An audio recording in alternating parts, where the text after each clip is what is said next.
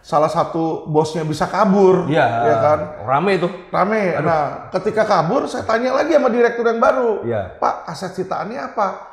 Oh, kita lagi mau nyita justru.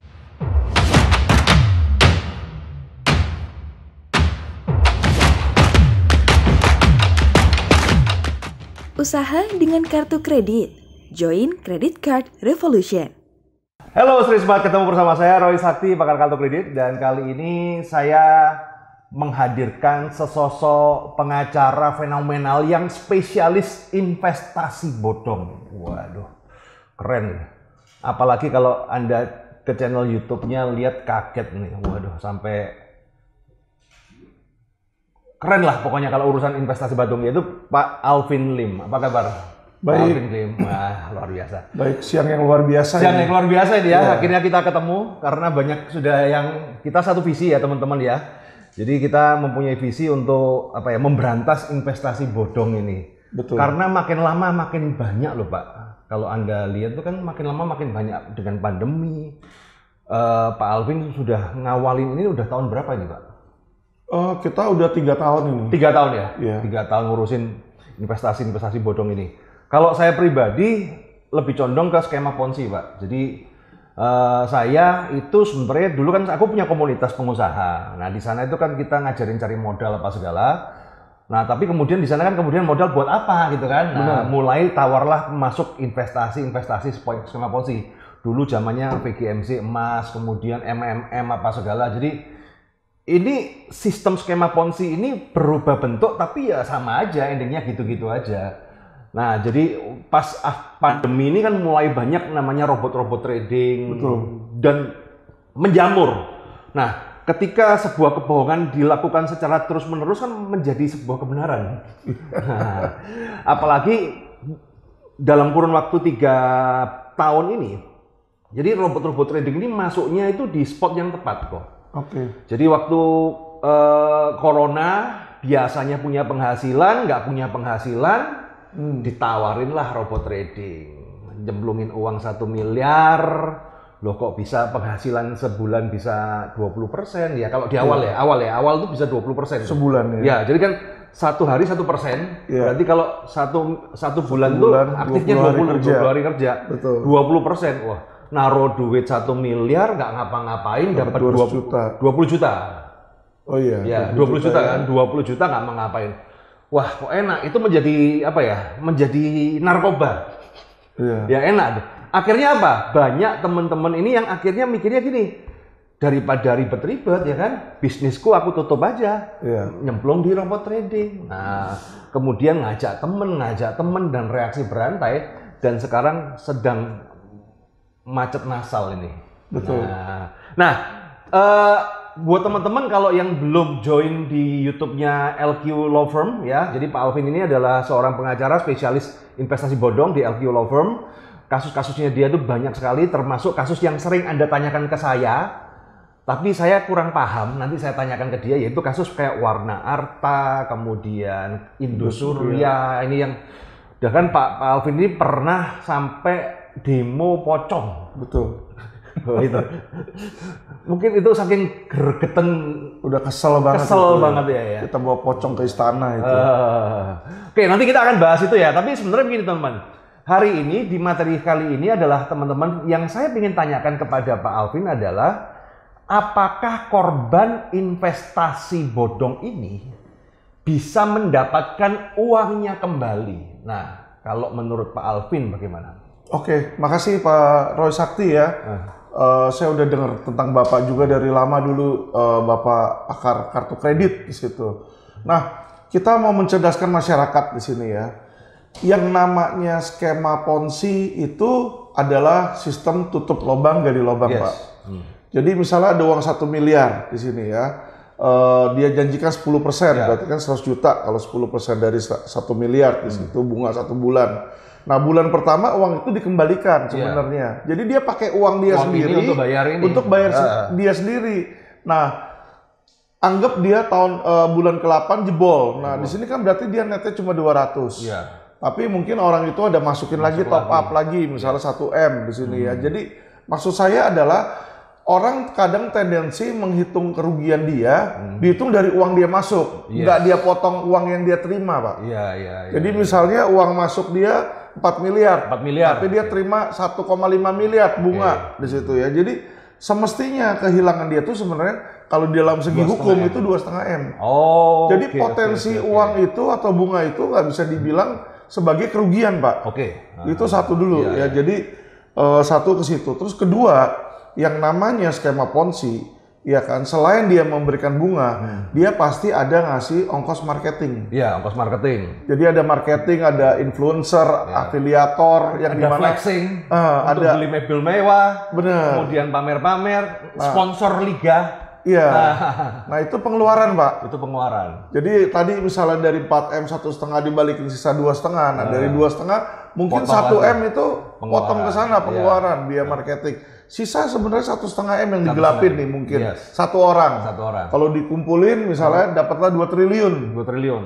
Nah kunci di sini sebenarnya ya Pak, untuk menagih kerugian itu ada tiga kalau secara hukum. Apa aja? Gimana? Satu adalah melalui pengadilan niaga PKPU, kedua adalah melalui perdata, gugatan perdata, dan ketiga adalah pidana melalui lapor polisi di sini. Nah, gugatan perdata ini paling lemah. Kenapa? Karena kita menggugat, hakim itu tidak pernah melakukan investigasi. Jadi kita harus sudah tahu aset mana yang mau disita. Nah, itu yang biasa sulit. Member kita masukin uang, kita nggak tahu si pemiliknya di belakang ini naruh uang di mana dia. Apa dia beli gedung A, dia beli gedung B, dia taruh uang misalnya 1 triliun di Cayman Island. Nah itu kan kita nggak tahu. Sedangkan di dalam gugatan itu kalau kita mau sita misalnya rekening, harus dikasih tahu bank apa, nomor rekening apa, supaya bisa harus jelas. Nah disitulah makanya kalau gugatan perdata ini tumpul. Tidak mungkin. Banyak juga yang masuk ke PKPU atau pengadilan niaga ini mempilotkan. Pengadilan niaga ini dia ketika mempilotkan ada yang namanya pengurus. Pengurus ini atau kurator ini seringkali juga ditunggangin sama oknum lawan. Jadi misalnya dia tahu ada aset di sana, ada aset, ya udahlah nih cash nih 500 miliar, bagi-bagi aja Pak. Ya kan itu kan dia hilangkan, yang tahu cuma mereka doang. Ya, jadi ini yang patut diwaspadai. Ketiga adalah lapor pidana. Sebenarnya lapor pidana kalau polisi kita lurus, ya kan, itu yang paling efektif. Kenapa? Polisi ini bisa secara proaktif diperbolehkan oleh undang-undang melakukan penyitaan. Itu diatur di pasal 39 KUH pidana, Kitab Undang Hukum Pidana. Jadi polisi berhak menyita dengan seizin pengadilan negeri. Jadi dia minta surat izin, dia lihat ada rumah, ada mobil, ada apa, dia sita dulu, diambil dulu, itu berhak. Mengamankan penyitaan. Nah, jadi aset sitaan inilah yang nanti melalui proses pengadilan bisa balik. Ya. Nah, disinilah sebenarnya pengembalian itu pastinya tidak mungkin 100%, Pak. Ya, jadi kalau menurut saya itu 30-40% balik ya, itu sudah bagus. Itu sudah bagus dalam proses sitaan. Jadi di dalam kasus Indosuria contoh ya, saya bicara dengan waktu itu direkturnya itu di Tripikteksus, Helmi namanya, Helmi Santika. Dia bilang, Pak Alvin kita udah sita kurang lebih 1,5 triliun. Aset dari 15 T kerugian, 10% lah anggap kurang lebih ya. Katanya nih, saya tanya Pak izin perinciannya apa? Kurang lebih cash sekitar 300 miliar. Di situ ada aset properti, ada ini, ada ini. Nah, balik lagi nih, balada yang terakhir kali, salah satu bosnya bisa kabur, ya kan? Rame itu. Rame. Nah, ketika kabur, saya tanya lagi sama direktur yang baru, Pak, aset sitaannya apa? Oh, kita lagi mau nyita justru. Jadi yang ada cuma mobil rongsokan. Jadi tanda tanya nih simpang siur. Sama ketika hilang, Pak. Ketika hilang waktu itu dibilang katanya izin sakit. Jadi nggak bisa diiniin, nggak bisa dipanggil. Nah, sekarang dapat berita lagi katanya sudah dari bulan November kabur dengan paspor palsu di situ kan. Jadi simpang siur ini yang terjadi. Sama kayak PKPU ada kemungkinan oknum polisi di sini. Nah, oknum ini sebenarnya ya kan yang nyusahin masyarakat lagi itu, Pak. Oke. Ya. Jadi kalau aku tangkap ya di antara tiga itu sebenarnya paling efektif adalah lewat pidana itu ya. Benar. Jadi lapor pidana, Nah, kemudian prosesnya sebenarnya kita yang Baik. benar dulu lah ya. Kita Prosesnya, ngomong, siap. Kita ngomong yang benar dulu. Terlepas adanya oknum. Ya, baru kalau ada oknum ya nanti aja deh. Ya kan? Benar, benar. Jadi yang benarnya itu polisi menyita. Jadi misalnya Indosuria itu uang itu kan sebenarnya jelas Pak. Maksudnya gini loh. Kita bicara Indosuria atau kita bicara investasi bodong lainnya pun sama. Jadi orang disuruh transfer pasti ke rekening. Sebuah rekening. Misalnya bank A, jumlah sekian, nomor rekening sekian. Jadi polisi itu bisa bekerja sama dengan PPATK. PPATK itu adalah Pusat Penelitian Analisa Transaksi Keuangan. Mereka bisa buka uang itu dari rekening A di bank misalnya BCA Jakarta, dipindahkan misalnya ke Bank Mandiri Surabaya. Itu dia bisa ada analisanya. Bahkan kalau dia pindahkan ke luar negeri, Pak. Jadi dipindahkan rekening misalnya Singapura, Bank UOB Singapura, cabang Orchard misalnya. Itu mereka bisa tahu. Ya, nanti di cabang Orchard PPATK bisa kerjasama dengan NCB Interpol. Ya, untuk ngecek lagi misalnya dari Singapura pindah lagi ke Cayman. Itu bisa sebenarnya ya. Nah, ini semua ada di dalam kekuasaan kepolisian, kewenangan kepolisian. Dia mampu. Nah, jadi semestinya kalau di trace itu nggak hilang. Kenapa? Kalau dilihat, kalau polisi sungguh-sungguh mau kayak contoh kasus Indra Kents, cepat itu yang disita-sita, kerugian 3,8 miliar, rumah udah 30 miliar, kantor dia sita, mobil Lamborghini, wah cepet itu kan. Itu kalau memang mau, itu yang saya bilang efektif Pak.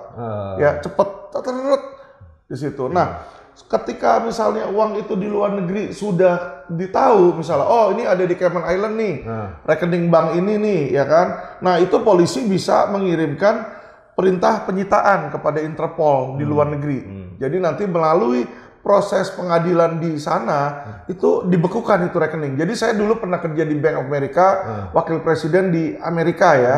Itu kami juga pernah menerima perintah pengadilan untuk penyitaan. Jadi saya punya klien, saya kebetulan waktu itu adalah Premier Manager, jadi top 1% klien-klien di Amerika, klien kami termasuk yang punya BB itu ya kan. BB perusahaan itu jadi ada rekeningnya kami yang manage.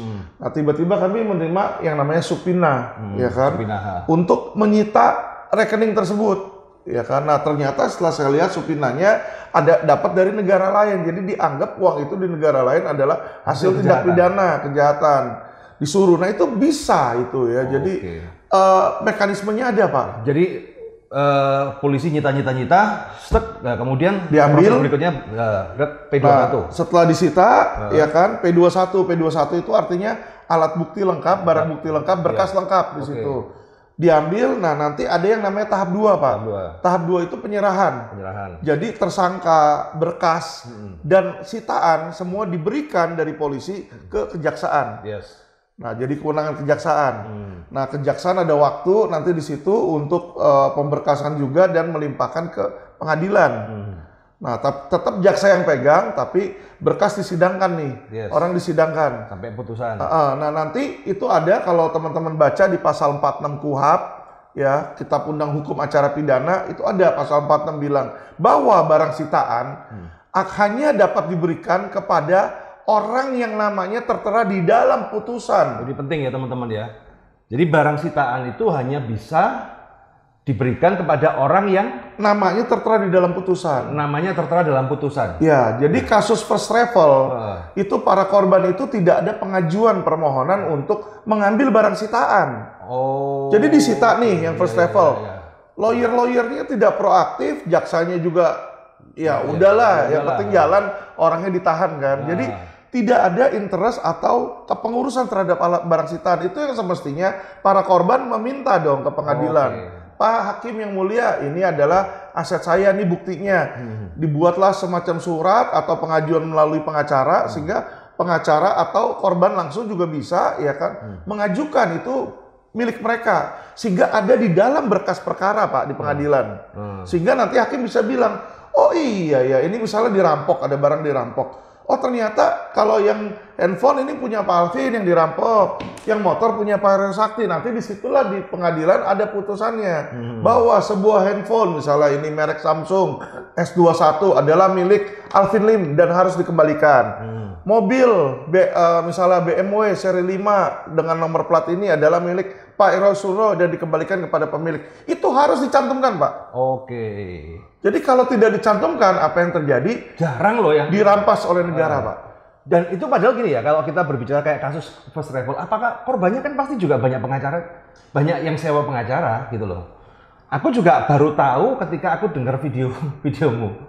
Oh, ternyata alurnya kayak begini. Nah, problemnya adalah apakah pengacara tidak berpengalaman sampai di situ atau bagaimana ya?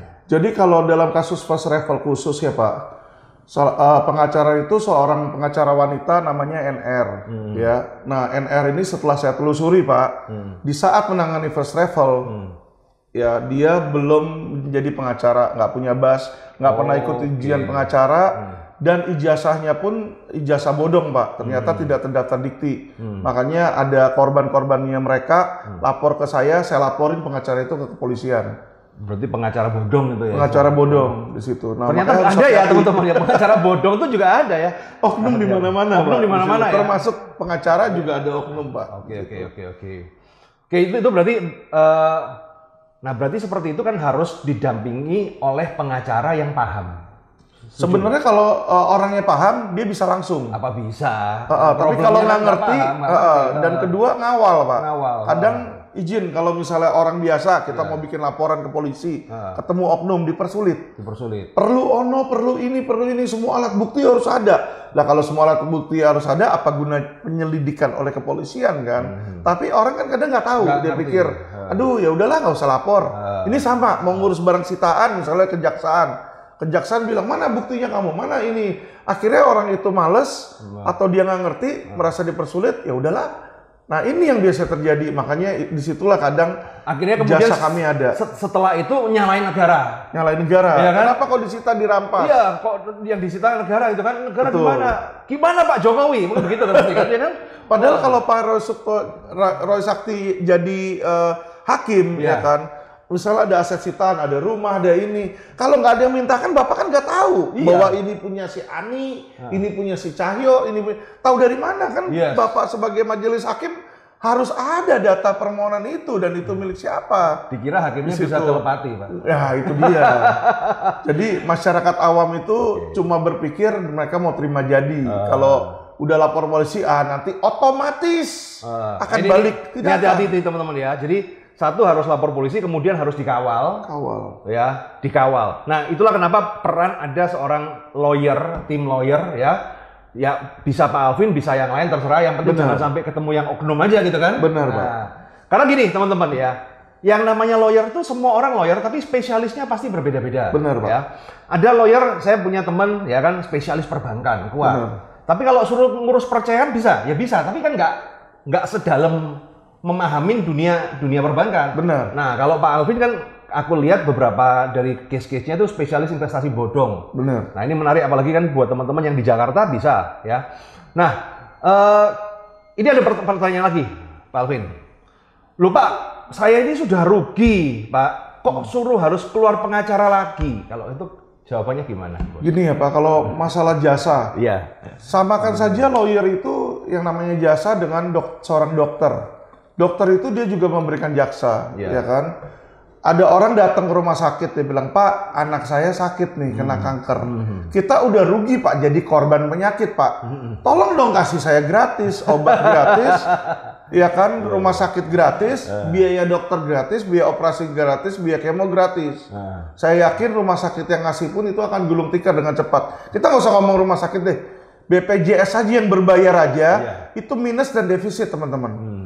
Ya, jadi kita sebagai lawyer ini beda dengan polisi, jaksa, dan hakim. Polisi, jaksa, dan hakim ini dibiayai oleh APBN. Negara. Lawyer ini tidak. Jadi kami ini buat surat kuasa aja harus pakai yang namanya materai. Bayar 10.000 ke negara. Di situ. Belum bayar karyawan.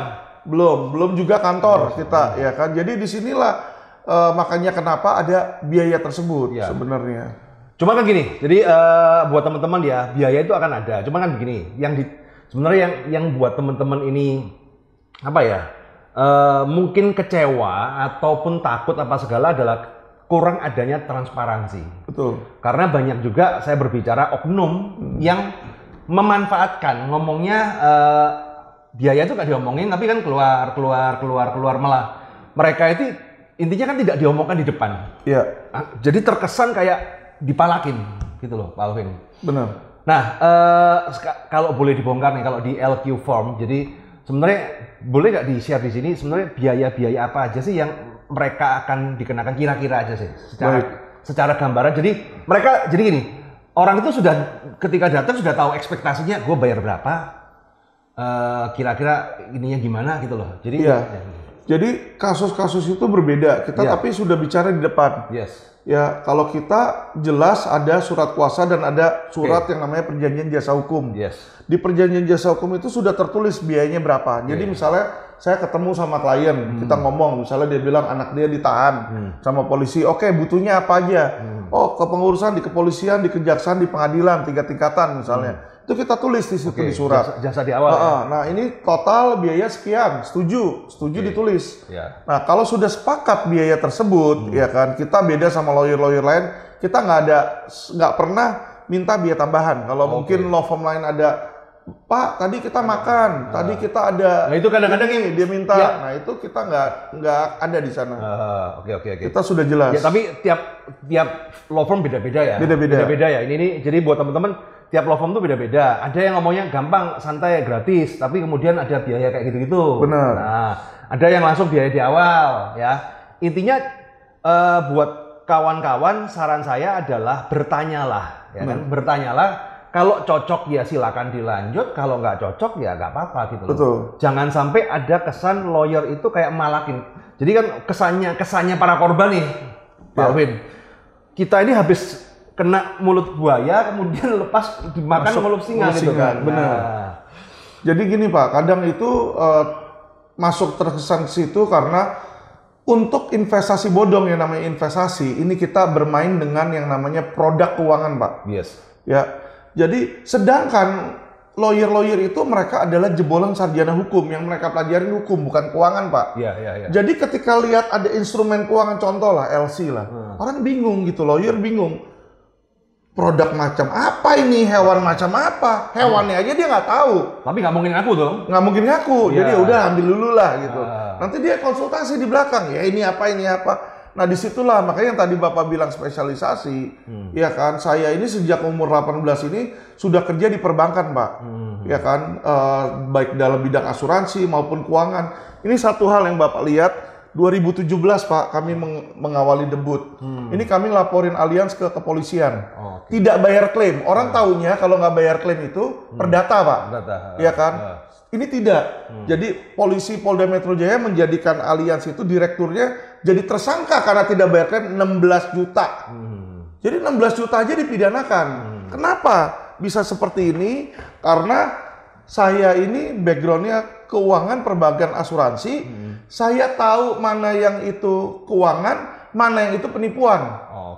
Di situ karena kita memang sudah tahu nih aturannya seperti ini di keuangan. Lah kok kamu melanggar di situ? Itulah makanya ada spesialisasi Pak. Oke. Jadi biaya awal ya, spread. Nah biasanya kemudian ada biaya apa lagi nggak sih? Kalau event menang atau gimana? Jadi kalau pengurusan investasi bodong itu kita biayanya biasa standar di depan 1,5% dari kerugian, di belakang 15%. Oke, 15%. Di situ. Jadi 15% itu dibayarkan dari aset yang dia terima balik. Oke. Kalau nggak terima? Jadi gini Pak, dalam beberapa kasus yang kami tanganin ya, jadi kasus dengan inisial investasi bodong F sama salah satu asuransi dengan inisial K itu bayar kepada kami.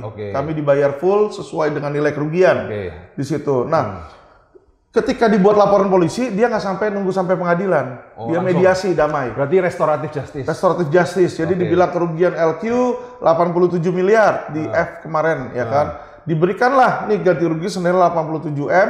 Kami cabut laporan polisi tersebut, restoratif justice di situ. Nah, ketika dia menerima 87 itu, dari 87 itu kami ambil 15%. Ini yang kooperatif. Kalau nggak kooperatif, misalnya sampai ke pengadilan, nanti ternyata di 87M cuma dapat keluar 30%-nya, misalnya 25 miliar, ya kami ambil 15% dari 25M tersebut. Kalau masih menang, ada lah, kalau ya, menang. Jadi bukan dari 87-nya. Iya. Itu checklist sih. Saya ngomong kan itu kan checklist kan. Dari namanya kan ada reward and punishment. Betul. Kalaupun sampai kalah ya menang, kalah capek aja kan, sama-sama rugi kan. Betul. Kita kawal lah, intinya kawal. dengan ada lawyer ini dikawal karena yang tadi dibilang dimanapun termasuk di lawyer itu ada yang namanya oknum. Polisi juga ada oknum, jaksa juga ada oknum, hakim juga ada. Kalau nggak dikawal terjadilah penyelewengan di situ. Nah, dan buat teman-teman juga begini ya, dalam tips memilih lawyer, satu saran saya adalah carilah yang reputasinya bagus, jangan sampai lawyer yang menginjak dua kaki, itu yang paling berbahaya. Itu. Benar. Ya, itu pengalaman saya 12 tahun ngawal kasus gini, kalau udah ketemu lawyer yang masuk angin ini yang susah. Benar. Musuh dalam selimut. Betul. Makanya kalau teman-teman minta referensi ke saya nggak banyak referensikan itu loh. Dan ketika referensikan ya istilahnya kita harus lihat-lihat dulu dong, ya kan? Karena kalau sampai masuk angin malah kacau itu. Benar. Nah, itu dia. Oke, sekarang gini, Walvin. Tadi kan kalau itu kan kalau realita di lapangan kalau berjalan benar. Benar. Kendalanya di Indonesia ini gimana sih? Kendalanya di Indonesia ini, hukum ini sekarang sering bukanlah panglima, tetapi uang adalah panglima. Ini yang saya sangat sayangkan, Pak. Iya.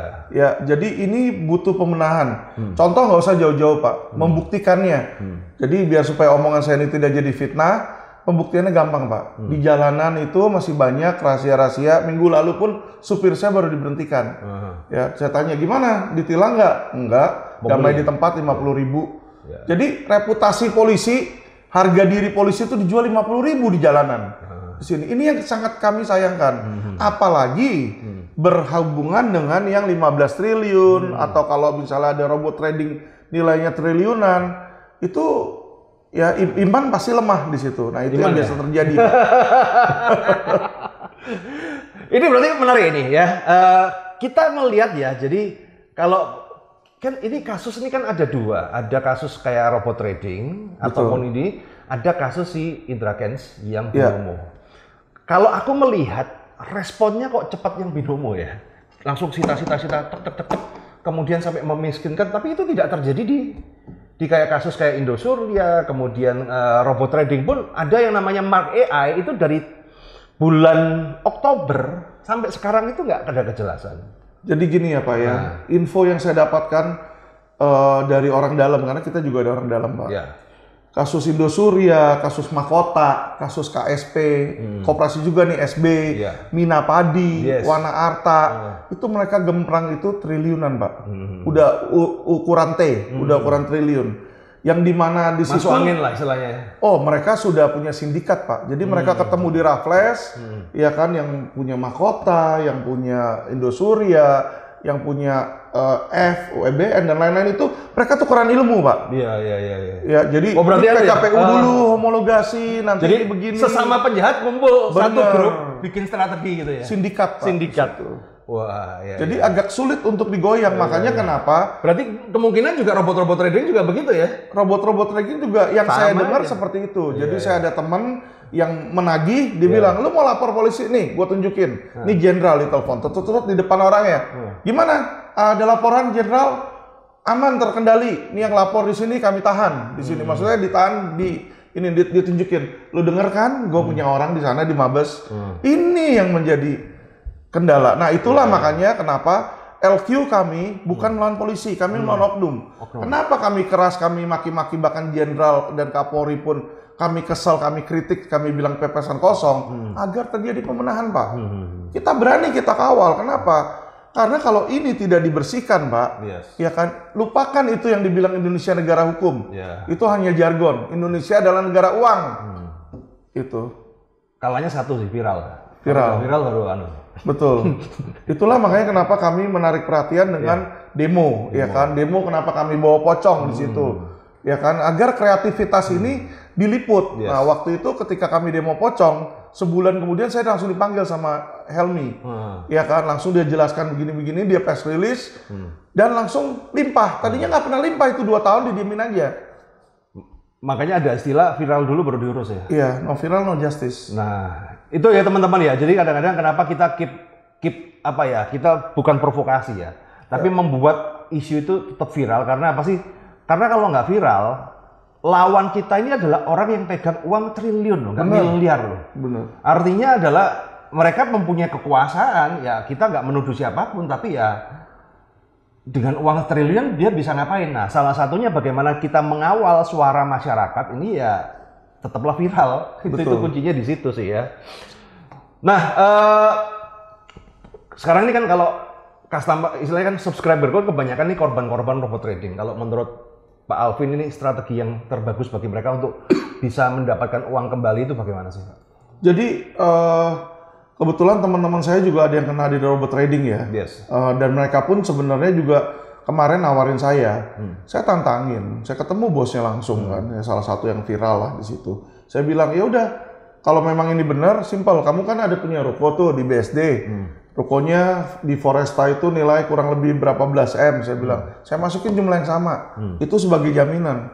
Saya bilang bawa ke notaris, buat surat di situ, surat kuasa jual dan jaminan kalau sampai uang saya di sana hilang, kamu balikin. Ya kan, saya pikir dong. Kalau lu bener 10% kan saya untung dapat 10%. Kalau lu bawa kabur, saya ada jaminan. Loh, kalau dia yang punya dan dia bilang itu bener, dia tahu bener, kenapa takut dong? Nah, ketika dia mundur di situ, Pak, saya merasa, wah, berarti kamu bohong nih. Menurut saya ya. Nah, disitulah saya melihat kalau ini adalah sebuah kebohongan, berarti ini ada sebuah unsur penipuannya itu ada, Pak. Apalagi ketika udah hilang. Nanti di materi yang kita duet sama Pak Alvin nanti kita bahas. Kebohongannya seperti apa, detailnya seperti apa. Itu, tentang robot trading itu really menarik bener-bener kreatif. Aduh, kreatif. Nah, kalau saran buat korban-korban ini lapor nggak? Kalau menurut saya harus dan wajib lapor. Harus dan wajib lapor. Karena gini, 80% orang gemplang, kayak contoh Indosuria, itu sebagian besar orang itu nggak mau lapor, 80%. Jadi teman-teman, yang lapor polisi paling 5. Jadi kalau ada lapor, ya kan, Anda lapor ke polisi, kemudian nanti dikawal nama Anda, minimal kalau ada aset yang disita, itu Anda masih ada kesempatan untuk ambil. Nah, dan yang terbaik adalah mereka kalau laporan-laporan awal itu langsung diselesaikan. Sebelum viral dia selesai, dia bayar. Udah lu diem aja nih, bayar lunas. Restoratif justice selesai. Itu yang dicari. Jadi teman-teman, itulah kenapa saya ngomong, kalau ngelapor, ownernya apa leadernya? Enak leadernya ya? Kalau lapor itu sebenarnya dua-duanya. Dua-duanya ya? Owner juga, leader, oke. Betul. Supaya minimal ada restoratif justice, kalau nggak dari owner, dari leader. Betul. Nah. Jadi siapa yang beresin duluan, ya dicabut laporan.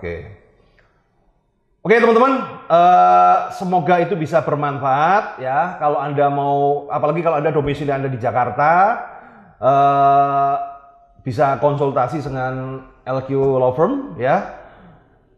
Dan semoga duit-duit Anda bisa kembali, walaupun tidak 100% tapi sekali lagi, angka kerugian jangan dilihat dari Anda invest. Betul. Potonglah dengan apa yang Anda dapat, itu namanya baru kerugian. Oke, thank you. Pak Alvin, semoga bermanfaat teman-teman, dan ingat jangan lupa subscribe, dan Anda harus subscribe di YouTube-nya LQ Law Firm karena banyak sekali ilmu-ilmu hukum yang menarik. Bahkan saya pun yang biasa bergaul dengan orang hukum, ketika melihat channel YouTube di LQ Law Firm itu mendapatkan ilmu-ilmu baru gitu loh, lebih spesifik dan lebih tajam, terutama seputar penanganan investasi bodong. Thank you teman-teman, see you guys.